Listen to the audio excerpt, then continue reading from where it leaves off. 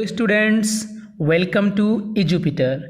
इन last lecture हमने discuss किया था एप्लीकेशंस ऑफ मिरर के बारे में, लाइक कॉनकेव मिरर के क्या यूजेस होते हैं, कॉन्वेक्स मिरर के क्या यूजेस होते हैं, वो सब हमने देख लिया था। In this lecture we are going to be mathematical with mirror. Yes, mathematical होने जा रहे हैं थोड़ा सा, मतलब हम थोड़ा सा फार्मूलाज को देखने जा रहे हैं, मिरर से रिलेटेड क्या फार्मूलाज हैं। तो सुनो बच्चों ध्यान से। जो सबसे पहला मिरर से रिलेटेड फार्मूला मैं डिस्कस करने वाला हूं आपके साथ, वो है relation between radius of curvature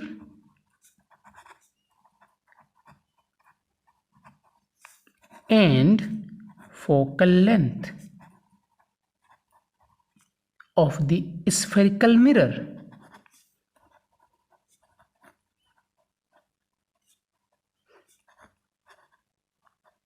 yes my dear, spherical mirror.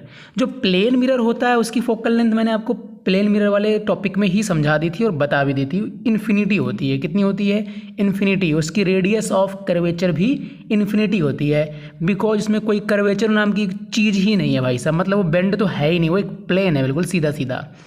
तो अभी यहाँ पर जितना डिस्कशन करने वाला हूँ मैं फार्मूला का, वो सब डिस्कशन होगा किसके लिए बेटा? स्फेरिकल मिरर के लिए होगा। मान लीजिए आपके पास कोई मिरर है और वो ऐसा है, मतलब ये कॉनकेव है अभी फ़िलहाल में। तो कोई सा भी मिरर ले लेते हैं, मैंने एग्जाम्पल के लिए कॉनकेव मिरर ले लिया है। और ये जो है अपनी एक्सिस, वही एक्सिस जिसका नाम है प्रिंसिपल एक्सिस। हाँ, PAL। चलिए, अगर लाइट रे प्रिंसिपल एक्सिस के पैरेलल जाती है तो आफ्टर रिफ्लेक्शन एक पॉइंट पे प्रिंसिपल एक्सिस को कट करती है, जिस पॉइंट को नाम दिया जाता है फोकस, और इसको बोलते हैं पोल। और इसका कहीं कर्वेचर होगा सेंटर वाला, जिसको बोलते हैं सेंटर ऑफ कर्वेचर। राइट, ये सब टर्म्स आपको याद होंगे माय डियर। अब सुनो ध्यान से बेटा, बहुत ध्यान से। ये लाइट रे जो आई है प्रिंसिपल एक्सिस के लिए, स्टार्टिंग में ही मैंने आपको बताया होगा, this light ray must be very very closer to the principal axis. क्या बोला मैंने? कि ये लाइट रे प्रिंसिपल एक्सिस के बहुत ही क्लोज होनी चाहिए, नज़दीक होनी चाहिए। ये नहीं कि लाइट रे यहाँ पर हो, यहाँ एंड से आ रही हो, ऐसा नहीं।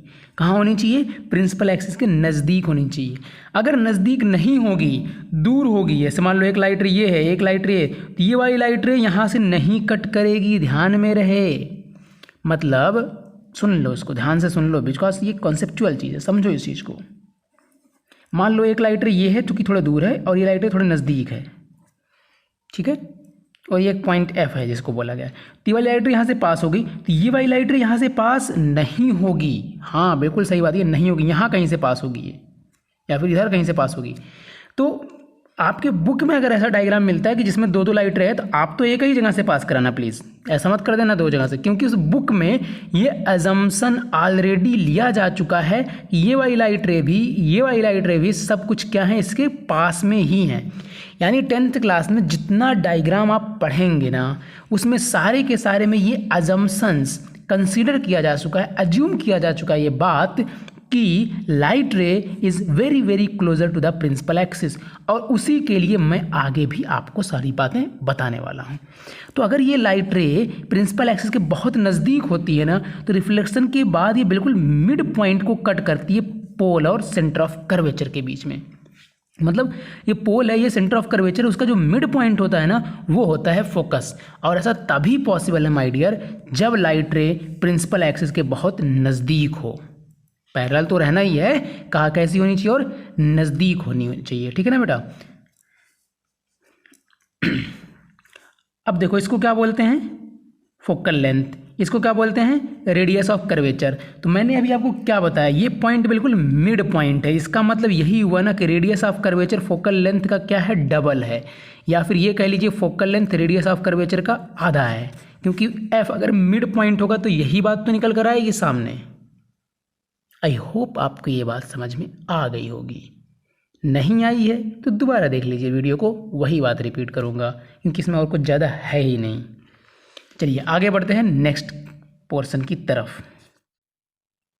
मिरर फार्मूला में आगे बढ़ने से पहले मैं आपके साथ डिस्कस करूंगा साइन कन्वेंशंस को। बिल्कुल सही सुना आपने, साइन कन्वेंशंस क्या होते हैं। तो सुनो बच्चों ध्यान से इस चीज़ को। जैसे मान लीजिए ये कोई मिरर है बच्चों, क्या है, मिरर है, और ये रख दिया आपने ऑब्जेक्ट सामने में, और इसकी कहीं पर बन गई इमेज, कहीं पर भी बनेगी इमेज। तो मान लीजिए ये ऑब्जेक्ट पोजीशन है और ये इमेज पोजीशन है, और ये है उसका पोल। किसका पोल? मिरर का पोल। अब यार ये ऑब्जेक्ट कुछ डिस्टेंस पर होगा ना, ये इमेज की कुछ डिस्टेंस होगी ना। अब वो डिस्टेंस कहाँ से मेजर करनी है? पॉजिटिव लेनी है या नेगेटिव लेनी है? इमेज की कुछ हाइट होगी, ऑब्जेक्ट की कुछ हाइट होगी, उसको कहाँ से मेजर करना है? पॉजिटिव लेना है या नेगेटिव लेना है? ये सब कुछ डिफाइन होता है साइन कन्वेंशंस में। तो सबसे पहली बात जो साइन कन्वेंशन में बोली जाती है वो सबसे पहला पॉइंट ये है, all distances will be measured from the pole. All distances will be measure from the pole. हाँ, यानी पोल को हम लोग क्या मानेंगे तरीके से? ओरिजिन मानेंगे। क्या मानेंगे बच्चों? ओरिजिन कंसीडर करेंगे, और सभी डिस्टेंसेस को पोल से ही मेजर किया जाएगा। दूसरी बात भाई देखो, ये ऑब्जेक्ट है, ऑब्जेक्ट से जो रे निकलेगी वो होगी इंसिडेंट रे। भाई ऑब्जेक्ट से जो लाइट रे निकलेगी ना, जाके मिरर को हिट करेगी, वही तो क्या होगी? इंसिडेंट रे होगी, ठीक है ना? वही इंसिडेंट रे कहलाएगी ना माय डियर। तो इसमें आगे जो बात बोली जाती है साइन कन्वेंशन में, वो ये बोली जाती है, distances measured in the direction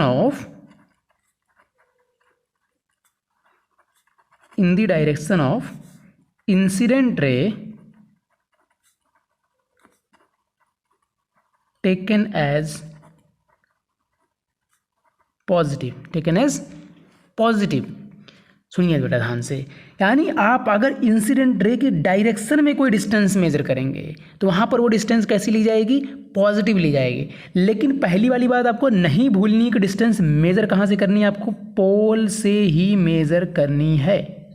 उसी के टर्म में सब कुछ हम फार्मूला डिफाइन करेंगे आगे का, पोल के रिस्पेक्ट में ही। ध्यान में रहे, पहली वाली बात को ध्यान में रखते हुए।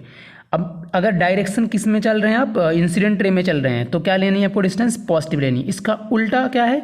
अगर आप इंसिडेंट रे की डायरेक्शन के अपोजिट चल रहे हैं तो डिस्टेंस क्या हो जाएगी? नेगेटिव हो जाएगी। वो डिस्टेंस क्या ली जाएगी? नेगेटिव ली जाएगी। इसके बाद की बात, जो इमेज और ऑब्जेक्ट की हाइट है ना, इमेज और ऑब्जेक्ट की हाइट वो प्रिंसिपल एक्सिस को रेफरेंस में कंसीडर करते हुए मेजर की जाएगी, और प्रिंसिपल एक्सिस के ऊपर यानी अपवर्ड डायरेक्शन में डिस्टेंस को पॉजिटिव लिया जाएगा, और प्रिंसिपल एक्सिस के रिस्पेक्ट में डाउनवर्ड डायरेक्शन में डिस्टेंस को यानी हाइट को नेगेटिव लिया जाएगा। अब देखो, इतने से बात क्लियर उतनी होती नहीं है, बिना एग्जाम्पल के मज़ा आता नहीं है, लेकिन फिलहाल में इन चीज़ों को आप देख लीजिए एक बार, फिर मैं आगे अब आपको बताने वाला हूँ एग्जाम्पल्स के साथ कि कैसे पॉजिटिव और कैसे नेगेटिव लिया जाता है। ठीक है बच्चों, ये देख लिया आपने। All distances will be measured from the pole, incident ray की डायरेक्शन में पॉजिटिव, इंसिडेंट रे की अपोजिट डायरेक्शन में नेगेटिव, ऊपर लेंगे पॉजिटिव, नीचे लेंगे नेगेटिव। चलिए अब एग्जाम्पल्स के साथ देखते हैं थोड़ा सा।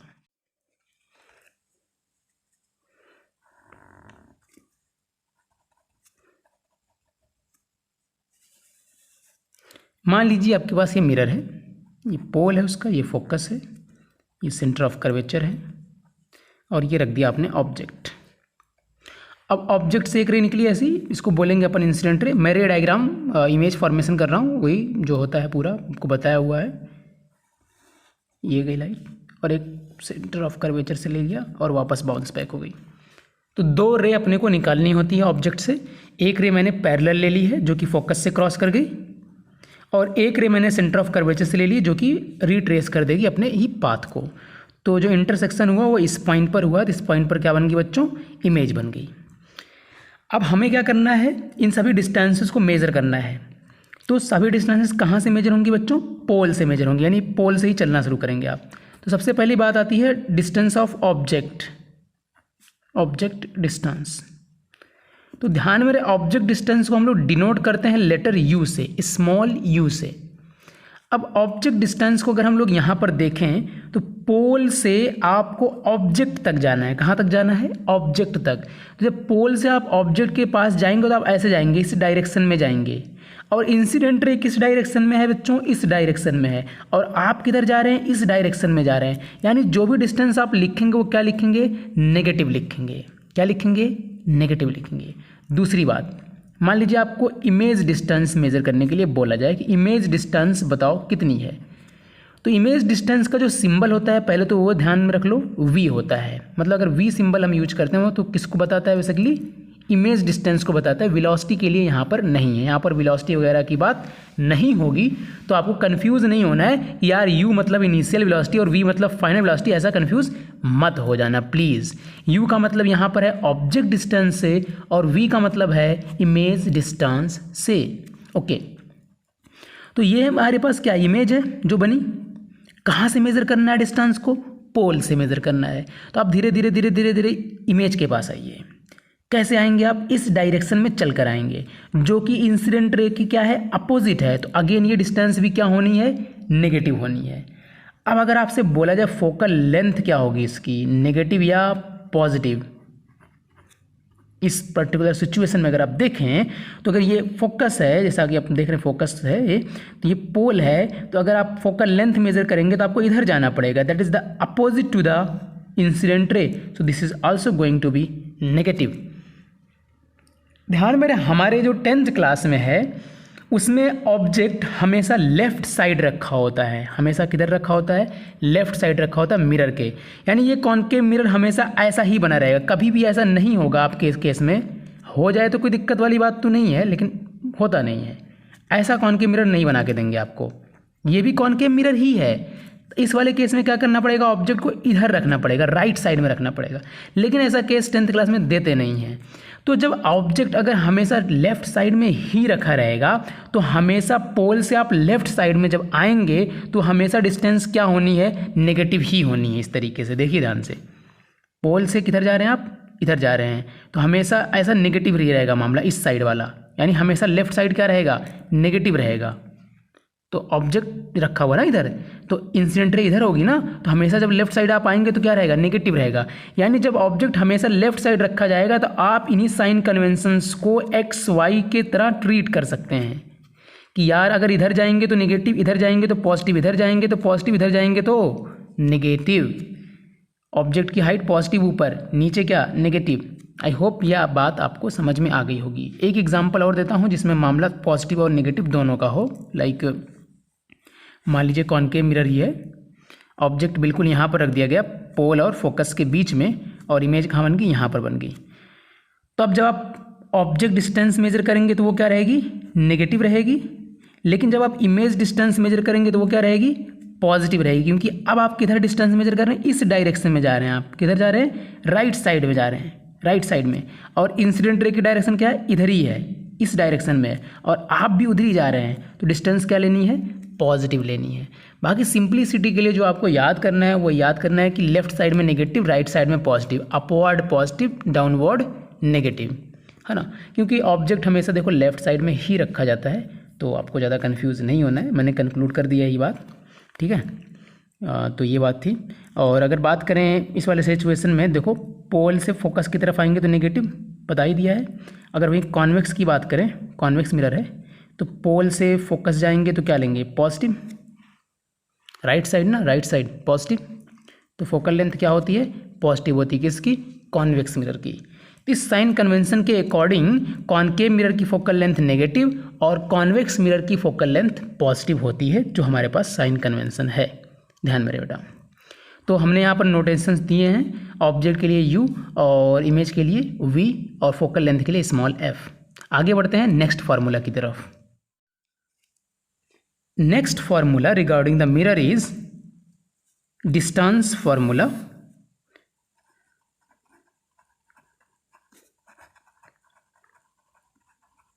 Distance formula is all about relating u, v and f. ये वो फार्मूला जो u, v और f तीनों को एक साथ रिलेट करता है, और जो रिलेशन आता है वो है 1/u plus 1/v is equal to 1/f। This is the relation 1/u plus 1/v is equal to 1/f। देखिए इसका डेरिवेशन भी है, ऐसा नहीं है कि इसका डेरिवेशन नहीं है, ये फार्मूला कहीं से आ गया ऐसा कूद के, ऐसा नहीं है, इसका डेरिवेशन है प्रॉपर, लेकिन वो हम 10th क्लास में नहीं करते हैं, आप हायर क्लास में पढ़ेंगे 12th क्लास में। 10th क्लास में भी कराया जा सकता है, अगर हो सका तो मैं बाद में करा भी दूंगा।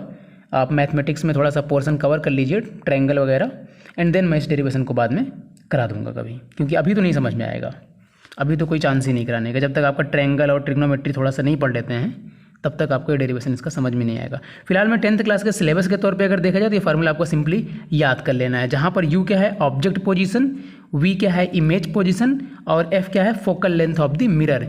ये फार्मूला दोनों ही मिरर के लिए सेम है, चाहे वो कॉनकेव मिरर की बात हो चाहे वो कॉन्वेक्स मिरर की बात हो। ध्यान में रहे ये मिरर फार्मूला है, आगे और भी फार्मूले आएंगे बाद में। इस फार्मूले के ऊपर अपन प्रैक्टिस करेंगे थोड़ा सा क्वेश्चंस की अगले वीडियो में, जो भी अगला वीडियो है आएगा, तो आप इस फार्मूले को फिलहाल में अच्छे से ध्यान में रखना ताकि प्रैक्टिस करते समय ज़्यादा मज़ा आए। ठीक है, तो ये था हमारा डिस्टेंस फार्मूला। अब बात करते हैं नेक्स्ट टॉपिक मैग्नीफिकेशन की और उससे रिलेटेड फार्मूले की। एक छोटा सा टॉपिक है मैग्नीफिकेशन। देखो बच्चों, जब भी हम ऑब्जेक्ट को मिरर के सामने रखते हैं तो कभी ऑब्जेक्ट छोटा बनता है, तो कभी ऑब्जेक्ट बड़ा बनता है, कभी ऑब्जेक्ट वर्चुअल बनता है, तो कभी ऑब्जेक्ट रियल बनता है, इन्वर्टेड, इरेक्ट, ऐसा सिचुएशन आती रहती है। तो इसके लिए हमने एक प्रॉपर टर्म डिफाइन कर लिया है मैग्नीफिकेशन, कि ऑब्जेक्ट जो हमने रखा तो जो इमेज बनी, जो इमेज हमको ऑब्टेन हुई, उसकी साइज कितने टाइम्स चेंज हुई और कैसी बनी, इन्वर्टेड बनी है, वर्चुअल बनी है, इन्वर्टेड बनी है, इरेक्ट बनी है। ठीक है ना, उसको हमने डिफाइन करने के लिए एक टर्म में बनाया मैग्नीफिकेशन, जिसका सिंपल सा मतलब है height of image divided by the height of object. इसी को हम लोग क्या बोलते हैं, मैग्नीफिकेशन बोलते हैं, मैग्नीफिकेशन। और डिनोट कर लेते हैं इसको स्मॉल लेटर m से। तो मैग्नीफिकेशन का ये फॉर्मूला है height of image divided by height of object, जो कि इसके इक्वल भी होता है, यानी -v/u लिखेंगे अगर तो भी क्या होगा, वही होगा, वही सेम रिजल्ट आएगा जो height of image divide by height of object करने से आता है। ये है बेटा मैग्नीफिकेशन फार्मूला। ये वाला फार्मूले का भी डेरिवेशन है, -v/u कहाँ से आया, इसका भी डेरिवेशन है। Height of image divide by height of object, ये तो हो गई मैग्नीफिकेशन के डिफिनीशन की बात, ये डिफिनीशन से आया कि डिफिनीशन ही इसकी यही है। लेकिन -v/u कहाँ से आया, इसका भी डेरिवेशन है, जो कि मैं इसी के साथ कराऊंगा बाद में, कभी मुझे टाइम मिला तो मैं इसको करा दूंगा जब आप थोड़ा सा मैथमेटिक्स पोर्शन कवर कर लेंगे। तो ये भी फार्मूला आपको याद करना है बहुत अच्छे तरीके से। यहाँ पर u का मतलब वही है ऑब्जेक्ट डिस्टेंस, v का मतलब भी वही है इमेज डिस्टेंस, ठीक है ना, और m क्या अपना मैग्नीफिकेशन, जो कि एक सिंपल क्या होगा, नंबर होगा बच्चों, जो कि पॉजिटिव भी हो सकता है, नेगेटिव भी हो सकता है, एक से छोटा बड़ा एक कुछ भी हो सकता है। ठीक है ना, तो ये एक नंबर है सिंपली, और इसको अपन बोलते हैं मैग्नीफिकेशन फॉर्मूला, मैग्नीफिकेशन फार्मूला। इस मैग्नीफिकेशन फार्मूले से बहुत कुछ बातें ऐसी मिलती हैं अपने को सामने, जिससे न्यूमेरिकल करना बहुत इजी हो जाता है, और इन्फॉर्मेशन मतलब काफ़ी कुछ मिल जाती है मैग्नीफिकेशन की वैल्यू से। जो मैग्नीफिकेशन की वैल्यू होगी ना, इससे बहुत सारी इन्फॉर्मेशन अपने को मिल जाती हैं। तो मैं अगला जो बताने वाला हूँ आपको, वो ये बताने वाला हूँ कि मैग्नीफिकेशन से अपने को क्या क्या इन्फॉर्मेशन मिल सकती हैं। फिलहाल में मिरर फार्मूला बस इतना ही है, R इज इक्वल टू एक तो 2f और दूसरा ये और तीसरा ये, इतना ही मिरर फार्मूला है। इससे मिरर के सारे क्वेश्चन सॉल्व होंगे। लेकिन मिरर के क्वेश्चंस को सॉल्व करने के लिए आपको बहुत अच्छे से याद होना चाहिए सारे के सारे रे डायग्राम्स। यस, रे डायग्राम्स याद होना चाहिए बच्चों। लाइक ऑब्जेक्ट यहाँ रखा हुआ है, इमेज वहाँ बन रहा है, ऐसा बन रहा है, वैसा बन रहा है, छोटा बड़ा जो भी है, ये सब याद होना चाहिए। ठीक है ना, तो अभी मैं जो आगे बताने वाला हूँ मैग्नीफिकेशन से रिलेटेड, उसके लिए ये ज़रूरी है कि आपको रे डायग्राम्स याद हो। अगर नहीं याद हो तो वीडियो को रोको, बंद करो, अभी के अभी जाके नोट्स पढ़ो, जो डिस्क्रिप्शन में लिंक दी है उसको डाउनलोड करके, या डाउनलोड पहले से कर रखिए, जाके पढ़ो और याद करो। पहले रे डायग्राम सारे के सारे याद करके आओ, फिर उसके बाद से वीडियो को आगे देखो। मान लीजिए मैग्नीफिकेशन की वैल्यू आ रही है +1। कितनी आ रही है? +1। अब देखो मैग्नीफिकेशन का फार्मूला क्या है। मैग्नीफिकेशन का फार्मूला है height of image divided by height of object. अब ये वैल्यू कैसी आनी चाहिए, डिवाइड होके +1 आनी चाहिए, यानी जो हाइट ऑफ इमेज है उसका वैल्यू जो भी होगा और हाइट ऑफ ऑब्जेक्ट का दोनों क्या होना चाहिए, सेम होना चाहिए। क्या होना चाहिए, सेम होना चाहिए। अगर मान लीजिए ऑब्जेक्ट ऐसा रखा है तो इमेज भी ऐसा ही बनना चाहिए, ऊपर की तरफ ही बनना चाहिए। यानी कैसा बनना चाहिए, कहने का मतलब मेरा इरेक्ट बनना चाहिए और सेम साइज का बनना चाहिए, तभी तो यार डिवाइड होकर +1 आएगा। बात समझ में आ रही है। अगर मैग्नीफिकेशन इज इक्वल टू +1 लाना है तो वो कब हो सकता है, जब height of image divided by height of object +1 हो ना। और उसके लिए ज़रूरी ये है कि इन दोनों की वैल्यू सेम हो, सेम साइज की हो, और दूसरा एक ही डायरेक्शन में, लाइक अगर ये भी अपवर्ड है तो ये भी अपवर्ड, यानी इरेक्ट सिचुएशन होनी चाहिए। कैसी सिचुएशन होनी चाहिए, इरेक्ट। अब यार इरेक्ट इमेज बने और सेम साइज की बने तो ऐसा कौन सा मिरर कर सकता है, इरेक्ट एंड सेम साइज। सोचो, भूल गए भाई साहब। देखो स्फेरिकल मिरर पढ़ा रहा हूँ मैं, मानता हूँ, लेकिन आपको ध्यान में ये भी रखना कि आपने प्लेन मिरर पढ़ लिया है तो यार वो प्लेन मिरर है जो ये काम कर सकता है। यस, वो प्लेन मिरर है माय डियर। तो प्लेन मिरर ऑब्जेक्ट की सेम साइज की इमेज बनाता है। कैसी बनाता है, सेम साइज की इमेज बनाता है। और कैसी बनाता है, इरेक्ट बनाता है। तो यानी अगर मैग्नीफिकेशन +1 दिया है तो इसमें प्लस सिंबल का मतलब होता है बेसिकली इमेज कैसी बन रही है। तो इमेज बन रही है erect and virtual. Plus symbol जब भी आएगा तो उसका मतलब क्या होगा, इरेक्ट एंड वर्चुअल। और 1 हमको ये बताता है कि दोनों ही चीज़ें बराबर हैं। डिवाइड करने के बाद कट पिट के क्या आ रहा है, 1 आ रहा है। तो 1 का मतलब होगा सेम साइज। और ये पूरा काम कौन करता है, प्लेन मिरर में होता है ऐसा काम। यानी मैग्नीफिकेशन की वैल्यू +1 प्लेन मिरर के लिए होती है, जिसमें सिचुएशन क्या है, इरेक्ट इमेज बनेगी, वर्चुअल बनेगी और सेम साइज की बनेगी।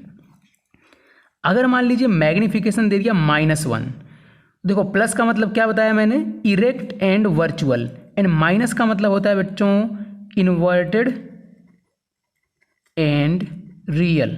क्या होता है, इन्वर्टेड एंड रियल। और 1 का मतलब क्या, सेम साइज। देखो मैं रटा नहीं रहा हूँ, इन्वर्टेड एंड रियल कहाँ से है इसको भी वैसे ही समझना है अपने को। m इज इक्वल टू क्या, height of image divided by height of object.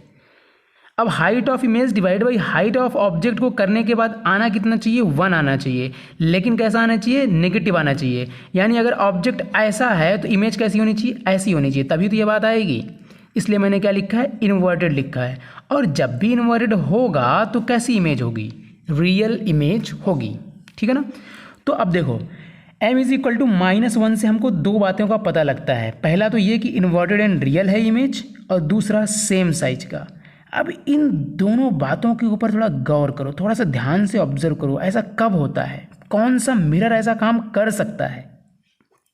तो पहली चीज़ तो रियल इमेज है। कैसी इमेज है, रियल इमेज है। तो रियल इमेज एक ही मिरर है वो जो बना सकता है, उसका नाम है कॉनकेव मिरर। कौन सा मिरर, कॉनकेव मिरर। बाकी ना प्लेन मिरर रियल इमेज बना सकता है, ना कॉन्वेक्स मिरर रियल इमेज बना सकता है।